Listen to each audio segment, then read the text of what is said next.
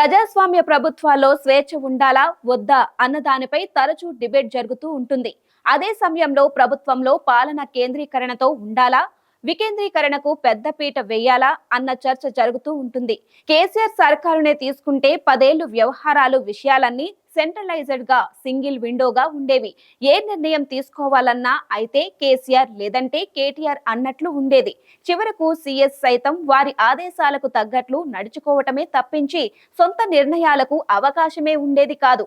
CS పరిస్థితే ఇలా ఉంటే సీనియర్ సివిల్ అధికారుల సంగతిని ప్రత్యేకంగా చెప్పాల్సిన అవసరం లేదు కదా. కేసీఆర్ 10 ఏళ్ల సర్కారులో నిర్ణయం ఏదైనా గులాబీ బాస్ దే, జూనియర్ బాస్ మాట నడిచేది. ఇద్దరు తండ్రి కొడుకులే కావటం, ఎవరెలా వ్యవహరిస్తారన్న దానిపై ఇద్దరికి అవగాహన ఉండేది కాబట్టి ఎలాంటి పంచాయతీలు ఉండేవి కావు. కానీ రేవంత్ సర్కారులో అలాంటి పరిస్థితి లేదు. పేరుకు ముఖ్యమంత్రి అయినప్పటికీ రేవంత్ కు చెప్పకుండా సొంత నిర్ణయాలు తీసుకునే సీనియర్ అధికారులకు కొదవలేదు. అలాంటి వారి విషయంలో చర్యలు తీసుకోవటానికి సీఎం రేవంత్ కు ఉండే పరిమితులు కాస్త ఇబ్బందికరంగా మారాయని చెప్పాలి.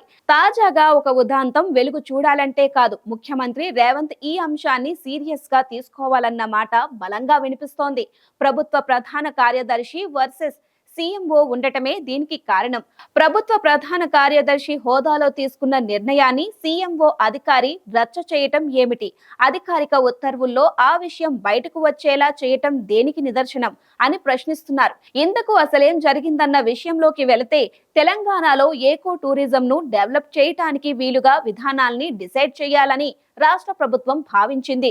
టూరిజం అధికారులు ఇతర రాష్ట్రాలు, దేశాల్లో పర్యటించి ఏకో టూరిజం డెవలప్మెంట్ కోసం వారు చేస్తున్న చర్యలపై అధ్యయనం చేయాలని డిసైడ్ చేశారు. ఇందుకోసం సీఎంఓలో అటవీ శాఖ బాధ్యతలు చూసే అధికారి చంద్రశేఖర్ రెడ్డితో పాటు ఆ శాఖకు సంబంధించిన మరికొందరిని ఎంపిక చేశారు. వీరంతా ఐఎఫ్ఎస్ అధికారులే. వీరంతా కెన్యా, టంజానియా దేశాల్లో పర్యటించి అక్కడ ఏకో టూరిజం మీద అధ్యయనం చేయాలని ప్రభుత్వం డిసైడ్ చేసింది. దీనికి సంబంధించి ఫిబ్రవరి 18న సీఎస్ శాంతకుమారి ఒక జీవో జారీ చేశారు. టూర్ కు అయ్యే ఖర్చును తెలంగాణ ఫారెస్ట్ డెవలప్మెంట్ కార్పొరేషన్ నుంచి తీసుకోవాలని జీవోలో స్పష్టంగా పేర్కొన్నారు. జీవోకు తగ్గట్లే ఫిబ్రవరి 20 నుంచి 27 వరకు ఆయా దేశాల్లో పర్యటించిన టీం రాష్ట్రానికి తిరిగి వచ్చింది. ఇదిలా ఉండగా తనకు చెప్పకుండా విదేశాలకు ఎలా వెళ్తారంటూ పీసీసీఎఫ్ డోబ్రియాల్ మెమో జారీ చేశారు. సీఎంఓలోని చంద్రశేఖర్ మినహా మిగిలిన వారంతా తన కింద పనిచేసేవారని, తనకు చెప్పకుండా విదేశాలకు ఎలా వెళ్తారంటూ వివరణ కోరుతూ మెమో జారీ చేయటం సంచలనంగా మారింది.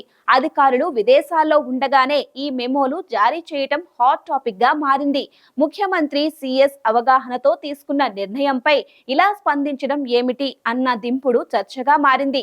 ప్రాసెస్ ప్రకారం జరగని అంశాలను చెప్పాల్సిన విధంగా చెప్పటం, పాలన మీద, ప్రభుత్వం మీద ఎలాంటి నెగిటివ్ ప్రభావం పడకుండా చూసుకోవాల్సిన దానికి భిన్నంగా ఇలా మెమోలు జారీ చేయటం సరికాదన్న మాట వినిపిస్తోంది.